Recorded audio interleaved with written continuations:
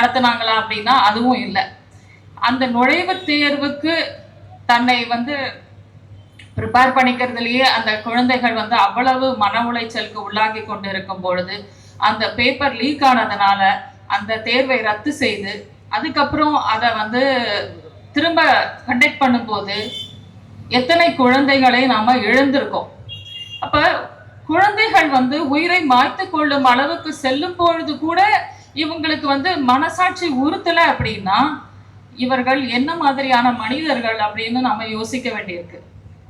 அதுக்கு சான்று வந்து நாம இது குறித்து பேசும்போது நம்ம சமூக வலைதளங்கள்ல வந்து கீழே பதிவு பண்றதை நம்ம பார்க்க முடியும். இன்னைக்கு இந்த போராட்டம் பத்தி நான் பதிவு பண்ணும்போது கீழே வந்து சங்கிகள், அது அந்த ஐடியா பார்த்தாலே சங்கிகள் நம்மளுக்கு தெரிஞ்சிடும். என்ன பதிவு பண்றாங்க தெரியுமா? நீங்கெல்லாம் வந்து உங்களுக்கு நீதி தானே வேணும், ஒன்று செய்யுங்க, பேசாம வந்து உங்களை நீங்களே கொளுத்திக்கோங்க. Literally this was the comment. உங்களை நீங்களே கொளுத்திக்கோங்க, அங்க போய் அவனுங்களை கொளுத்திக்க சொல்லுங்க, எல்லா பிரச்சனையும் சரியாயிடும். இந்த அளவுக்கு வன்மம் பிடித்தவர்களாக இருக்கிறார்கள் இந்த சங்கிகள். இன்னைக்கு தோழர் சோனம் வாங்சுக்க வலுக்கட்டாயமாக அங்கிருந்து தூக்கி கொண்டு போறாங்க. அவர் என்ன தீவிரவாதியா, ஏதாவது தவறு செய்தாரா? ஒரு கண்ணியத்தோடு ஒரு மனிதனை நடத்த வேண்டாமா? அப்ப இவ்வளவு நாள் போராட்டம் நடக்கும் போதும் மௌனமா இருக்காங்க. பல கேள்விகள் எழுது. இப்போ தோழர் சோனம் வாங்சுக்கனுடைய கதாபாத்திரத்தை மையமாக கொண்டு திரைப்படங்களை எடுத்து அதில் நாயகர்களாக நடித்தவர்கள் மௌனமாக இருக்கிறார்கள். குறைந்தபட்சம் ஆதரவு தெரிவிக்கலாம். எப்படி இவ்வளவு மௌனமா இருக்கீங்கன்னு நிறைய பேர் கேள்வி கேட்கிறாங்க. அதுல முக்கியமா சோனாக்ஷி சின்ஹா ஒரு நடிகை, இந்திய நடிகை வந்து ஒரு காணொளி வெளியிட்டிருக்காங்க. என்னால இதுக்கு மேல மௌனமா இருக்க முடியல அப்படிங்கிறாங்க. அந்த அவங்க சொல்ற அந்த இதுக்கு மேல மௌனமா இருக்க முடியல அப்படிங்கிறது வந்து அந்த மனசாட்சி அவங்கள உறுத்துது. அவங்க ரொம்ப ஸ்ட்ராங்கா கேள்வி கேட்கிறாங்க. எப்படி எல்லாரும் இதுக்கு இன்னும் மௌனமா இருக்கீங்க, இப்போவாவது நாம பேச வேண்டாமா? ஸோ அரசாங்கம் தான் பேசல, நாமளாவது பேச வேண்டாமா அப்படிங்கிற அவங்க கேட்கறதுனுடைய பொருள் என்ன அப்படின்னா, மக்களாகிய நாமெல்லாம் ஒற்றுமையா இருந்து அந்த பாதிக்கப்பட்டவர்களுக்கு, அந்த இளைஞர்களுக்கு, அந்த மாணவர்களுக்கு ஒற்றுமையா இருந்து குரல் கொடுத்து ஒரு அழுத்தத்தை ஏற்படுத்தினால் தானே அரசாங்கம் குறைந்தபட்சம் அதற்கு ஏதோ ஒரு செவி சாய்க்குங்கிற அர்த்தத்துல அவங்க அந்த வீடியோ போடுறாங்க. ஆனா ஏன் மக்கள் பயப்படுறாங்க? நம்மளுக்கெல்லாம் குரல் கொடுக்கவோ அல்லது நாம ஏதாவது போராடும் போதோ குரல் கொடுக்கவோ ஏன் பயப்படுறாங்க? ஏன்னா போராடுபவர்கள் மீது இவர்கள் உடனே வந்து நம் தேச விரோதிகள், anti nationals, terrorist, urban Naxals இந்த மாதிரியான சில பட்டங்களை கொடுத்து விடுகிறார்கள். இப்பதான் நான் வந்து இந்த போராட்டத்தை தொடர்பான ஒரு காணொலியை அப்லோட் பண்ணும்போது ஒரு வீடியோ பார்க்குறேன். அங்க அபிஜித் திப்கே கிட்ட ஒரு பத்திரிகையாளர், ஒரு ஊடகவியலாளர் வந்து இன்டர்வியூ பண்றாங்க. அங்க அவங்க கிட்ட வந்து என்ன கேட்குறாங்கன்னா, உங்களுடைய கூட்டங்கள்ல வந்து நாங்க கவனிச்சுட்டு தான் வரோம், வேற மாதிரியான ஸ்லோகன்ஸை நீங்க எழுப்புறீங்க அப்படின்னு கேட்குறாங்க. அவர் கேட்குறாரு, என்ன வேற மாதிரி ஸ்லோகன்ஸ் அப்படின்னு கேட்குறாரு. இல்லை இல்லை, நாங்களும் கவனிச்சுட்டு தான் இருக்கோம். ஸோ இந்த கவனிச்சுட்டு தான் இருக்கோன்னும் போது அங்கே உட்காந்து எல்லாம் வாட்ச் பண்ணிட்டு இருப்பாங்க போல இருக்கு. இவங்களுக்கு என்ன வேலை வாட்ச் பண்றது? ஒண்ணு நீ போராட்டத்துல கலந்துக்கணும். அவரே கேட்கிறாரு, ஏமா 20 நாள் கழிச்சு வந்து நீங்க வந்து இன்னும் ஆதரவு தெரிவிக்க வந்தீங்களா, இல்ல என்ன கேட்க வரீங்க நீங்கன்னு கேட்கிறாரு. இல்ல வேற மாதிரி ஸ்லோகன்ஸ்னா ஸ்பெசிபிக்கா சொல்லுங்க, ஸ்பெசிபிக்கா சொல்லுங்கன்ற. ரொம்ப நேரம் கழிச்சு அவங்க வந்து இல்ல இன்கிலாப் ஜிந்தாபாத், இந்த ஸ்லோகன் வந்து எல்லாரையும் எவ்வளவு பயமுறுத்துதுன்னு பாருங்க.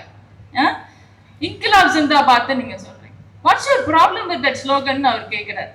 அப்போ அவரே சொல்றாரு அத. இப்ப இந்த ஸ்லோகன் வந்து இங்க எழுப்பப்பட்டதுன்னு சொல்லி நீங்க இந்த ப்ரொடெஸ்டை திசை திருப்ப பார்க்கிறீர்களா? அப்படின்னா இந்த ஸ்லோகனை பேசுபவர்கள் ஒரு குறிப்பிட்ட கூட்டத்தை சேர்ந்தவர்கள். எந்த கூட்டத்தை சேர்ந்தவர்கள்? உழைக்கும் மக்களுக்காக குரல் கொடுத்து தங்கள் இன்னுயிரை நீத்து களத்துல நின்று போராடுற ஒரு செங்கொடி ஏந்தும் தோழர்களை பார்த்து நீங்கள் வேற மாதிரி கூட்டம் என்று சொல்லக்கூடிய தைரியம் இந்த ஊடகங்களுக்கு எங்கிருந்து வந்தது? அந்த பெண் யார் என்று எனக்கு தெரியவில்லை, அவரை நான் வன்மையாக கண்டிக்கின்றேன்.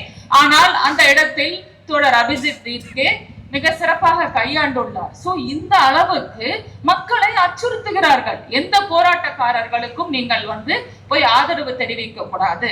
நீங்க இன்னைக்கு வந்து சோசியல் மீடியால எழுத முடியல, நள்ளிரவுல வந்து இங்க வந்து கைது பண்ணிட்டு போயிடுவாங்க.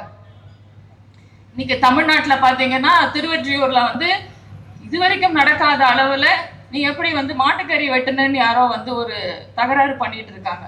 ஸோ என்ன நடக்குதுன்னே புரியல. தோழர் வந்து இரண்டு தோழர்களும் ரொம்ப சிறப்பாக விளக்குனாங்க. எந்தெந்த வகையில எல்லாம் வந்து இந்துத்துவ திட்டங்கள் வந்து இங்க ஊடுருவ போகுது அப்படின்னு சொல்லிட்டு.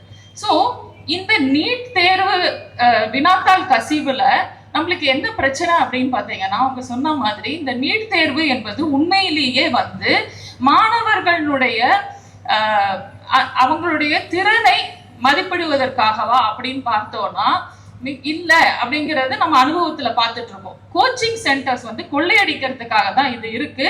அதோட சொன்ன மாதிரி வந்து ஒரு நான் எடுத்த ஸ்டாட்டிஸ்டிக்ஸ்ல பாத்தீங்கன்னா about 24,000 crores வந்து இதுல வந்து எக்ஸ்சேஞ்ச் ஆகுது. இப்ப இந்த NTA நேஷனல் தேர்வு முகமை இருக்கு இல்லையா, இதுல இருக்கிற ஒரு ஸ்டாஃப் தான் இந்த கொஸ்டின் பேப்பர் லீக்ல முக்கியமான கிங் பின்னா இருந்திருக்காரு அப்படின்னு சிபிஐ இன்வெஸ்டிகேஷனே சொல்லுது. அப்போ இதுக்கு யார் பொறுப்பெடுத்துக்கிறது? அதுக்கப்புறம் பாத்தீங்கன்னா இந்த பேப்பர் லீக்குக்கு அவர் எடுத்துக்கொண்ட பணம் எவ்வளோன்னு பாத்தீங்க அப்படின்னா வந்து ஒரு கொஸ்டின் பேப்பர் லீக்குக்கும் 2 to 10 lakhs வாங்கி இருக்கிறதா அந்த தகவல் சொல்லுது. அப்போ யாரோட வாழ்க்கையில இவங்க எப்படி விளையாடுறாங்க? இதையெல்லாம் வேடிக்கை பார்த்து கொண்டு இன்னும் கூட ஒரு பொறுப்பான பதில் சொல்லாமல் அந்த பதவியிலே வீற்றிருக்கக்கூடிய ஒன்றிய கல்வி அமைச்சர் திரு தர்மேந்திர பிரதான் அவர்கள் ராஜினாமா செய்ய வேண்டும் என்று கோரிக்கை வைத்து இவர்கள் போராடுவது என்ன தவறு இருக்கிறது? இதை அவங்க பொறுப்போட அணுகணுமா இல்லையா? போராடுபவர்களுக்கு எதிரான ஒரு மனநிலையை உருவாக்கி கொண்டிருக்கிறதுல ஏதாவது நியாயம் இருக்குதா? ஆக்சுவலா வந்து இந்த நீட் தேர்வு, அதாவது என்ட்ரன்ஸ் எக்ஸாமே வேண்டாம் அப்படின்னு சொல்லி ஒரு காலகட்டத்துல ஒரே ஒரு கையெழுத்துல வந்து திரு ஜெயலலிதா அவர்கள் கையெழுத்து போட்ட ஒரு காலம் இருக்கு. அந்த காலகட்டங்கள்ல நான் வந்து ஒரு பயிற்சி நிறுவனத்துல வேலை பார்த்தேன். இந்த மாதிரி ட்ரைனிங் சென்டர்ஸ் நடக்கும். அது வந்து ஒரு எதுக்காக சொல்ல வரேன்னா, ஒரு முதலாளித்துவ நிறுவனம் நினைச்சா எப்படி இந்த மாதிரி என்ட்ரன்ஸ் டெஸ்ட் நடத்தணும்னு சொல்லிட்டு கவர்மெண்ட் மூலமா புஷ் பண்ண முடியுங்கிறத நான் நேரடியாகவே பார்த்திருக்கிறேன். எந்தெந்த வகையில அதுக்கு வந்து விதவிதமான பேர் வைப்பாங்க. பிராண்டிங், ஸ்ட்ராட்டஜி, ஸ்கில் டெவலப்மெண்ட், இந்த மாதிரியான பல பேர்கள்ல வந்து அவங்க அந்த ப்ரொபோசல்ஸை கொடுத்து புஷ் பண்ணி அரசாங்கத்தின் மூலமாக அதை கட்டாயமாக்குவார்கள். அப்படித்தான் இந்த நீட் தேர்வும் வந்து ஒரு தேர்வாக இங்கு நம் மீது திணிக்கப்பட்டது. அதை வந்து நம்ம போதுமான அளவுக்கு பார்த்துட்டோம். இது நம்ம மாணவர்களை என்ன செய்யுதுன்னு போதுமான அளவுக்கு பார்த்துட்டோம். ஏற்கனவே இது வந்து லீக் ஆச்சு, இப்பவும் லீக் ஆச்சு. இந்த ஸ்டாட்டிஸ்டிக்ஸ், குழந்தைகள் இறந்த ஸ்டாட்டிஸ்டிக்ஸ் பார்த்தீங்கன்னா ஏற்கனவே வந்து நீட் தேர்வு ஆரம்பிச்சு 93 மாணவர்கள் தற்கொலை செய்து கொண்டார்கள். 2025 அது வந்து இன்னும் அதிகமாகி இருக்குது. கேன்சலேஷனுக்கு அப்புறம் பாத்தீங்கன்னா ஜஸ்ட் இந்த ரீடெஸ்ட் பீரியட்ல மட்டும் 12 மாணவர்கள் இறந்ததாக தகவல்கள் சொல்லுது. அந்த வயதுன்னு பாத்தீங்கன்னா எல்லாமே 15 to 20 years. நெஞ்சில ஈரம்னு ஒண்ணு இருந்தா இதையெல்லாம் ஒருத்தர் வேடிக்கை பார்த்துட்டு மௌனமா இருக்க முடியுமா? என்னதான் நம்ம வந்து மார்க்சியம் லெனினையும் படிச்சுட்டு அரசுங்கிறது வந்து ஒரு ஒடுக்குகிற இயந்திரம் தான் படிச்சு நம்மளுக்கு அது புரிஞ்சா கூட நிஜத்துல பார்க்கும்போது அது நம்மளுக்கு நெஞ்சமெல்லாம் கொதிக்குது. ஆனா இவங்களுக்கு எந்த உணர்ச்சியும் இல்லாம எப்படி இருக்காங்க அப்படிங்கிறது எனக்கு புரியல. இதுல முக்கியமா உளவியல் ரீதியா என்ன சொல்றாங்கன்னு பாத்தீங்கன்னா, ஆல்ரெடி இவங்க வந்து பிரஷர்ஸ், அவங்களுக்கு வந்து தாழ முடியாத அழுத்தம் இருக்கு. இந்த அழுத்தம் ஏன் வருது அப்படின்னு பாத்தீங்கன்னா, அவங்களுடைய பெற்றோர் மோஸ்ட்லி வந்து மிடில் கிளாஸ் உழைக்கிற வர்க்கங்கள்ல இருக்கிற பெற்றோர்கள் அவங்க வந்து பெரும் அளவிலான கடன்களை வாங்குகிறாங்க. அதாவது லோன் வாங்குறாங்க, அல்லது நிலத்தை வந்து விற்கிறாங்க, அடமானம் வைக்கிறாங்க. அவங்க கிட்ட இருக்கிற சேவிங்ஸ் எல்லாம் வித்து தான் அவங்க வந்து இந்த குழந்தைகளை இவ்வளவு ஃபீஸ் கட்டி இந்த கோச்சிங் சென்டர்ஸ்ல வந்து படிக்க வைக்கிறாங்க. அப்படின்னும் போது ஆல்ரெடி அவங்களுக்கு அந்த ப்ரெஷர் இருக்கு. ஐயோ நம்ம படிச்சு இந்த எக்ஸாம்ல பாஸ் ஆகலைன்னா நம்ம பெற்றோர் கட்டின இந்த ஃபீஸுக்கு என்ன பதில் கிடைக்கும், நான் என்ன நியாயம் செய்ய முடியும், என்ன அப்பா அம்மாவுடைய நிலைமை என்ன ஆகும், இந்த ப்ரெஷருக்கு இந்த குழந்தைகள் ஆளாகிறாங்க. சரி, இவங்க சொல்றாங்கல்ல திறன் வந்து மதிப்பிடுவதற்காகத்தான் நாங்க வந்து இந்த டெஸ்ட் நடத்துறோம்னு சொல்றாங்கல்ல, அப்ப அரசை நடத்த வேண்டியதானே இந்த கோச்சிங் சென்டர்ஸ். அந்த அளவுக்கு இவங்களுக்கு அக்கறை இருந்துச்சுன்னா அதையே செய்யாம எல்லாத்தையும் தனியாருக்கு தூக்கி கொடுக்குறாங்க. இப்ப தோழர் வந்து கொடுத்திருக்க லிஸ்ட பார்த்தா எனக்கு இன்னும் பயமா இருக்கு. ஏன்னா இங்க வந்து இதுவரைக்கும் நம்ம பாதுகாத்துட்டு வந்திருக்கோம். ஒரு வகையில தமிழ்நாடு கல்வியிலையும் சரி, முற்போக்கு சிந்தனையிலும் சரி, எப்படியோ போராடி போராடி நம்ம பாதுகாத்துட்டு வந்துட்டு இருக்கோம். இப்ப அதுக்கும் பெரிய இடைஞ்சல்கள் வருது. இப்போ எங்க போய் நிக்க போகுது தமிழ்நாடும் சரி, இந்தியாவும் எங்க போய் நிக்க போகுதுன்னு தெரியல. அப்போ அக்கறை இருந்ததுன்னா இவங்களே நடத்த வேண்டியதானே இந்த கோச்சிங் சென்டர்ஸ். ஸோ இது எதுவுமே ஒரு ஈவு இரக்கமற்ற செயலில் இந்த மோடி அரசாங்கம் ஈடுபட்டு கொண்டிருக்கிறது.